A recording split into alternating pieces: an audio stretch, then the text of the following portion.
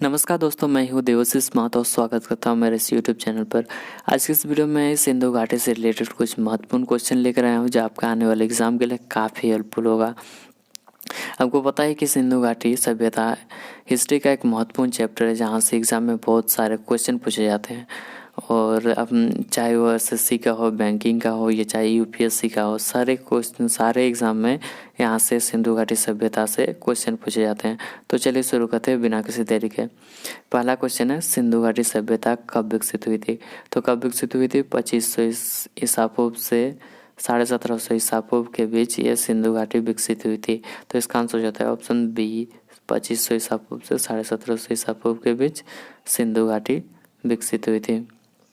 बढ़ते हैं अगले क्वेश्चन की। अगला क्वेश्चन है, हड़प्पा सभ्यता की खोज किस वर्ष हुई थी? तो किस वर्ष हुई थी हड़प्पा सभ्यता की खोज? 1921 में हुई थी हड़प्पा सभ्यता की खोज। अगर बात करें इसकी खोज किसने की थी, तो दयाराम साहनी ने हड़प्पा सभ्यता की खोज 1921 में की थी। तो इसका आंसर होता है ऑप्शन बी।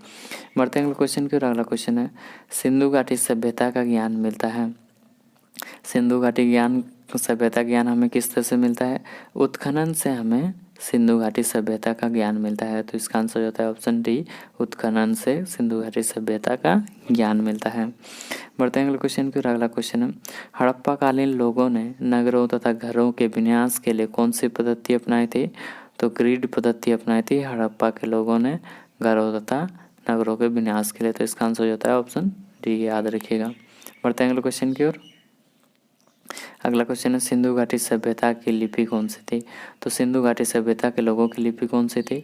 जो सिंधु घाटी सभ्यता के लोग थे वे चित्रात्मक रूप से अपने भावों को व्यक्त करते थे, जिसे अभी तक पढ़ा नहीं जा सका है। तो इसका आंसर होता है ऑप्शन डी, अभी तक पढ़ा नहीं जा सका है। बढ़ते हैं अगले क्वेश्चन की। अगला क्वेश्चन है, सिंधु घाटी के लोगों की एक महत्वपूर्ण रचना निम्नलिखित में से किसकी मूर्ति थी? तो किस महत्वपूर्ण रचना किसकी मूर्ति थी? नृत्य करती हुई बालिका सिंधु घाटी सभ्यता के लोगों की एक महत्वपूर्ण रचना थी। तो इसका आंसर होता है ऑप्शन बी, नृत्य करती हुई बालिका सिंधु घाटी सभ्यता के लोगों की एक महत्वपूर्ण रचना थी। अगर बात करें नृत्य करते हुए बालिका का निर्माण या किस चीज़ से बना था, लोहा कांसा किससे बना था? तो ये कांस्य से बना हुआ था, याद रखिएगा। बढ़ते हैं अगले क्वेश्चन की। और अगला क्वेश्चन है, सिंधु अर्थव्यवस्था की ताकत थी। तो सिंधु अर्थव्यवस्था की ताकत क्या थी? कृषि थी। सिंधु अर्थव्यवस्था के ज़्यादातर लोग कृषि और पशुपालन पर निर्भर थे, इसलिए कहा जा सकता है कि सिंधु अर्थव्यवस्था की ताकत कृषि थी। बढ़ते हैं अगले क्वेश्चन की। और अगला क्वेश्चन है, सिंधु घाटी के लोग किस में विश्वास करते थे? तो किस में विश्वास करते थे? मातृशक्ति में विश्वास करते थे। इसका आंसर ऑप्शन बी हो जाता है, मातृशक्ति में। खुदाई के फलस्वरूप हमें अनेक देवी प्रतिमाओं के मूर्ति मिले हैं, जिससे ये पता लगाया जा सकता है कि सिंधु घाटी के जो लोग थे वे देवी प्रतिमा और मातृशक्ति में विश्वास रखते थे। बढ़ते हैं अगले क्वेश्चन की। और अगला क्वेश्चन है, हड़प्पा की सभ्यता निम्नलिखित से किससे संबंधित है? तो किससे संबंधित है? यहाँ पर चार ऑप्शन है, चार ऑप्शन में आपको इसका आंसर बताना है। कांस्य युग, लोह युग, पाषाण युग और नौ पाषाण युग और पूरा पाषाण युग किससे संबंधित थी? तो हड़प्पा की सभ्यता कांस्य युग से संबंधित थी। तो यहाँ पर इसका आंसर होता है ऑप्शन ए, कांस्य युग। बढ़ते हैं अगले क्वेश्चन की। और अगला क्वेश्चन है, सिंधु घाटी सभ्यता के लोगों की मुद्रा में किस देवता की आकृति चित्रित थी? तो किस देवता की आकृति चित्रित थी? पशुपति की आकृति चित्रित थी, याद रखिएगा। बढ़ते हैं अगले क्वेश्चन की ओर। अगला क्वेश्चन है, हड़प्पा सभ्यता के किस स्थल से एक उन्नत जल प्रबंधन प्रणाली का पता चलता है? तो किस स्थान से एक उन्नत जल प्रबंधन प्रणाली का पता चलता है? धोलावीरा से। धोलावीरा से हमें क्या पता चलता है कि एक हड़प्पा सभ्यता में एक उन्नत जल प्रबंधन प्रणाली था। तो इसका आंसर हो जाता है ऑप्शन बी, धोलावीरा से। बढ़ते हैं अगले क्वेश्चन की। और अगला क्वेश्चन है, सिंधु घाटी सभ्यता के शहरों की गलियाँ थी। तो सिंधु घाटी की सभ्यता के शहरों की गलियाँ किस प्रकार थी? तो सिंधु घाटी सभ्यता के शहरें जो थी उनकी गलियाँ चौड़ी और सीधी होती थी, जो परस्पर में आपस में लंबवत प्रतिच्छेद करती थी। तो इसका आंसर होता है ऑप्शन बी, सिंधु घाटी सभ्यता के शहरों की गलियाँ चौड़ी और सीधी थी। बढ़ते हैं अगले क्वेश्चन की। और अगला क्वेश्चन है, किस सिंधुकालीन स्थल से एक स्थल से एक ईंट पर बिल्ली का पीछा करते हुए कुत्ते के पंजों के निशान मिले हैं। तो किस स्थान से मिले हैं? चांदहुदड़ो से मिले हैं। अगर बात करें चांदहुदड़ो कहाँ है, तो चांदहुदड़ो सिंध प्रांत में है। पाकिस्तान के सिंध प्रांत में चांदहुदड़ो स्थित है वर्तमान में। बढ़ते हैं अगले क्वेश्चन की। अगला क्वेश्चन है, निम्नलिखित में से किस स्थान से युगल समाधान द्विसव संस्कार का प्रमाण मिला है? तो कौन सा स्थान से हमें द्विसव संस्कार का प्रमाण मिला है? लोथल से। तो इसका आंसर होता है ऑप्शन ए, लोथल। वर्तमान अगर बात करें कि लोथल वर्तमान में कहाँ स्थित है, तो गुजरात के अहमदाबाद जिले में लोथल वर्तमान में स्थित है। अगर बात करें लोथल किस किस नदी के किनारे स्थित है, तो भगवा नदी के किनारे ये लोथल स्थित है वर्तमान में। बढ़ते हैं अगले क्वेश्चन की। अगला क्वेश्चन है, हड़प्पाकालीन सभ्यता का विशाल कोठार अनाज संग्रह करने का स्थान कहाँ पर मिला है? तो कहाँ पर मिला है? मोहनजोदड़ो में मिला है विशाल कोठार या अनाज संग्रह करने का स्थान। अगर बात करें स्नानागार कहाँ से मिला है, बृहत स्नानागार, तो मोहनजोदड़ो से ही हमें बृहत स्नानागार का साक्ष्य मिला है, याद रखिएगा। बढ़ते हैं अगले क्वेश्चन की। अगला क्वेश्चन है, सिंधु घाटी की सभ्यता में घोड़े के अवशेष मिले हैं। तो घोड़े के अवशेष कहाँ से मिला है? सूरकोटदा से हमें घोड़े का अवशेष मिलता है। अगर बात करें सूरकोटदा वर्तमान में कहाँ स्थित है, तो गुजरात के कच्छ जिले में ये सूरकोटदा स्थित है, याद रखिएगा। बढ़ते हैं अगले क्वेश्चन की। अगला क्वेश्चन है, हड़प्पा सभ्यता के निवासी थे। तो हड़प्पा सभ्यता के निवासी किस तरह थे, किस प्रकार थे? शहरी, ग्रामीण, खानाबदोशी, जनजाति। यहाँ पर 4 ऑप्शन है, ये 4 ऑप्शन है। 4 ऑप्शन में आपको बताना है कि हड़प्पा सभ्यता के निवासी थे। तो हड़प्पा सभ्यता के निवासी किस प्रकार के लोग होते थे? तो शहरी लोग होते थे, याद रखिएगा। बढ़ते हैं अगले क्वेश्चन की। और अगला क्वेश्चन है, अमरी जो हड़प्पा सभ्यता का स्थल है वो किस प्रांत में स्थित है? तो किस प्रांत में स्थित है? अमरी कहाँ स्थित है? कहने की इस क्वेश्चन में ही पूछा जा रहा है कि अमरी कहाँ स्थित है।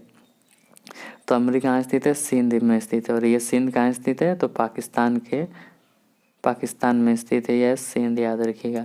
बढ़ते हैं अगले क्वेश्चन की। अगला क्वेश्चन है, सबसे पहले कौन सा हड़प्पा कालीन स्थल खोजा गया? तो कौन सा स्थल खोजा गया था? हड़प्पा को ही सबसे पहले खोजा गया था। और कब खोजा गया था? 1921 में। और किसके द्वारा खोजा गया था? तो दयाराम साहनी के द्वारा खोजा गया था। हड़प्पा सभ्यता को कब खोजा गया था? 1921 में, याद रखिएगा। बढ़ते हैं अगले क्वेश्चन की। और अगला क्वेश्चन है, हड़प्पा सभ्यता की खोज किस वर्ष हुई थी? तो मैं इससे पहले वाले क्वेश्चन में बताया कि हड़प्पा की सभ्यता की खोज 1921 में हुई थी। तो इसका आंसर होता है ऑप्शन बी, याद रखिएगा। बढ़ते हैं अगले क्वेश्चन की। और अगला क्वेश्चन है, सिंध प्रांत में बृहत स्नानागार किस स्थल पर पाया गया है? तो किस स्थल पर पाया गया है? मोहनजोदड़ो में बृहत स्नानागार या ग्रेट बाथ पाया गया है। तो इसका आंसर होता है ऑप्शन बी, याद रखिएगा। बढ़ते हैं अगले क्वेश्चन की। और अगला क्वेश्चन है, मोहनजोदड़ो का स्थानीय नाम क्या है? तो मोहनजोदड़ो का स्थानीय नाम क्या है? मृतकों का टीला, याद रखिएगा। मोहनजोदड़ो को ही मृतकों का टीला भी कहा जाता है, याद रखिएगा। बढ़ते हैं अगले क्वेश्चन की। और अगला क्वेश्चन है, मोहनजोदड़ो कहाँ स्थित है? तो मोहनजोदड़ो कहाँ स्थित है? सिंध प्रांत में, पाकिस्तान के सिंध प्रांत में मोहनजोदड़ो स्थित है। अगर बात करें ये मोहनजोदड़ो की खोज किसने की थी? तो राखलदास बनर्जी ने 1922 में की थी, याद रखिएगा।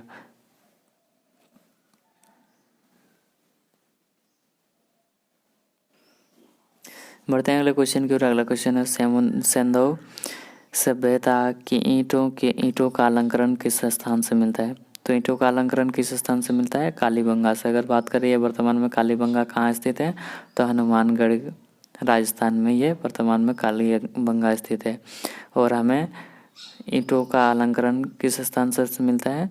तो कालीबंगा से मिलता है। तो इसका आंसर होता है ऑप्शन ए, याद रखिएगा। बढ़ते हैं अगले क्वेश्चन की ओर। अगला क्वेश्चन है, हड़प्पा सभ्यता के अंतर्गत हल जोते गए खेत का साक्ष्य मिला है। तो हल जोते गए खेत का साक्ष्य हमें कहाँ से मिला है? हल जोते गए खेत का साक्ष्य भी हमें कालीबंगा से में देखने को मिलता है। तो हड़प्पा सभ्यता के अंतर्गत हल से जोते गए खेत का साक्ष्य कालीबंगा से मिलता है। बढ़ते हैं अगले क्वेश्चन की। अगला क्वेश्चन है, चांदहुदड़ो के उत्खनन का निर्देशन किसने दिया था? तो चान्होदड़ो के उत्खनन का निर्देशन किसने किया था? J.H. मैके ने 1931 में चान्होदड़ो का उत्खनन का निर्देशन किया था। तो इसका आंसर हो जाता है ऑप्शन डी। बढ़ते हैं अगला क्वेश्चन की ओर। अगला क्वेश्चन है, सिंधु घाटी सभ्यता की पहचान निम्न से है। तो सिंधु घाटी सभ्यता की पहचान किससे है? शहर योजना प्रणाली से हमें सिंधु घाटी सभ्यता की पहचान होती है। तो इसका आंसर हो जाता है ऑप्शन सी। बढ़ते हैं अगले क्वेश्चन की ओर। अगला क्वेश्चन है, किस पशु के अवशेष सिंधु घाटी सभ्यता में प्राप्त नहीं हुए थे? तो सिंधु घाटी सभ्यता में जो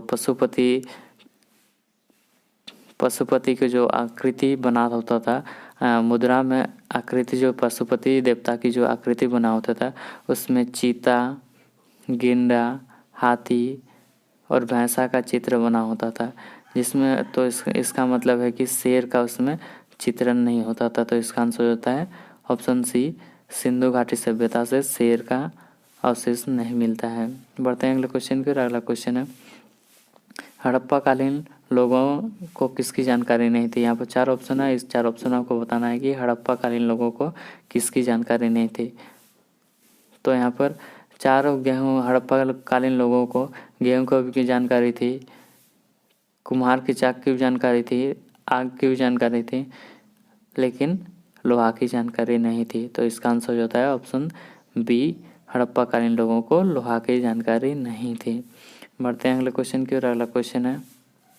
अगला क्वेश्चन और ये लास्ट क्वेश्चन है इस वीडियो का। तो इस क्वेश्चन में पूछा जा रहा है कि हड़प्पा कालीन स्थलों में अभी तक किस धातु की प्राप्ति नहीं हुई है? तो कौन सा धातु है जिसका प्राप्ति हड़प्पा कालीन स्थलों से नहीं हुआ है? यहाँ पर 4 ऑप्शन है। 4 ऑप्शन में आपको बताना है, तांबा, लोहा, सोना और चांदी। तो कौन सा धातु है जो हड़प्पा कालीन स्थलों से नहीं प्राप्त किया गया है? तो लोहा है, याद रखिएगा। तो इसका आंसर हो जाता है ऑप्शन बी। आज के लिए इतना ही। अगर ये वीडियो आपको अच्छा लगा तो प्लीज़ लाइक कीजिए, सब्सक्राइब कीजिए और कमेंट करके मुझे फीडबैक दीजिए। मैं जो भी पढ़ाता हूँ आपको समझ में आता है या नहीं आता है। तो चलिए आज के लिए इतना ही, मिलते हैं अगले वीडियो में।